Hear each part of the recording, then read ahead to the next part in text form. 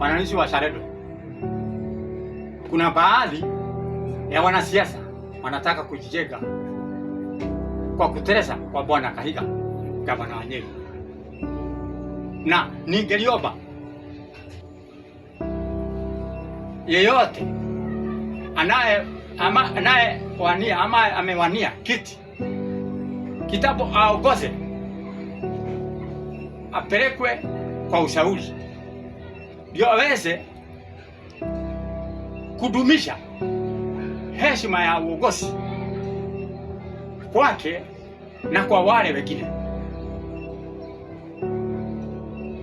Na ndio hawa maoni yao yanasema wanaikilia Bwana Kahiga isije ikajirudia, sababu ni ya Kahiga leo, kesho ni ya mwingine.